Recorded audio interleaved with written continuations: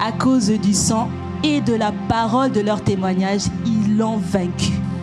Et aujourd'hui, nous avons une personne, notre frère Chris, qui veut justement nous partager son témoignage qui, à cause du sang et de la parole de ses témoignages, comment il a pu vaincre une situation qui lui est arrivée. Amen.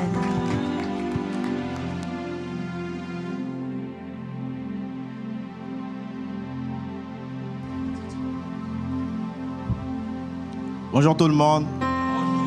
Je suis vraiment dans l'inconfort. Hein? C'est la première fois que je parle avec un micro, donc comprenez-moi. Mais je pense que Dieu veut que je témoigne aujourd'hui pour fortifier la foi de quelqu'un. Le berger m'a tendu un piège. Je ne comptais pas parler aujourd'hui, mais bon. Ce qui s'est passé, c'est que le mardi, on avait 24 heures de prière et je servais là-bas derrière et il y a une amie à moi qui m'a écrit et qui m'a dit « Non, Chris, est-ce que tu as des Advil ?» Je lui dis « J'ai pas d'Advil là. Qu'est-ce qu'il y a ?»« Non, j'ai mal à la tête. Enfin, je me sens pas bien, j'ai mal. » Et puis je lui dis « Bah, moi, tout ce que je peux faire, c'est prier pour toi et puis Dieu va te guérir. » Et je demande à ma coordonnatrice, je lui dis « Est-ce que je peux me déplacer pour prier pour ma soeur ?» Elle me dit « Vas-y. » Je vais là-bas derrière et je me mets à prier pour elle. Je prie pour elle et dès que j'ai fini de prier, la douleur disparaît complètement. Mais ce n'était pas tout. Quand on continue de parler un peu, elle me dit que depuis octobre, elle avait des dérèglements de règles. C'est qu'elle avait des règles de fois de 12 jours, 14 jours. Et des fois, ça venait. Si ça veut, ça vient. Si ça ne veut pas, ça ne vient pas. Donc le diable est en train de troubler. Mais quand elle m'a raconté ça, je lui ai dit, est-ce que tu crois en Dieu? Parce que moi, je connais mon Dieu. Je peux prier pour toi et il va tout régler dans ton corps. Et elle me dit, vas-y, prie. Je prie pour elle et je prophétise sur sa vie. Je dis, à partir de maintenant, puisque j'ai prié pour toi et puisque je sers ce Dieu-là qui est tout puissant, tout va changer dans ton corps.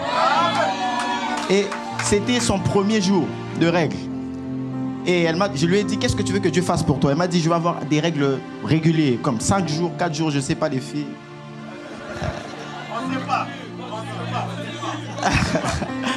Mais après, le 3e jour, je l'appelle. Elle me dit, oh non, aujourd'hui c'est le 3e jour, attendons demain. J'ai dit, ok. Le lendemain, elle m'appelle et me dit, aujourd'hui j'ai presque rien vu. J'ai dit, oh, sois calme, Dieu a déjà tout fait. Et aujourd'hui, c'était le 5e jour, j'étais en prière et elle m'écrit. Non, je lui écris, je lui dis, alors tu crois vraiment en Dieu? Elle me fait un long message, je dis, maman, ne m'écris pas une lettre. Dis-moi si tu crois.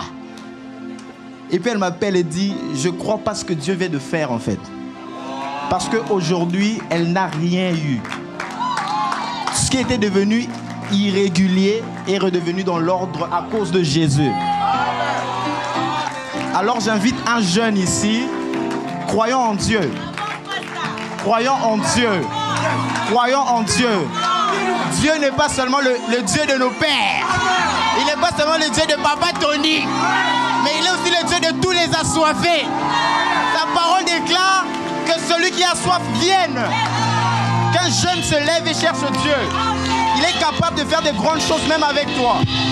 N'aie pas peur, ne sois pas inquiet. Crois juste, Jésus est capable de t'utiliser aussi. C'était ça mon témoignage.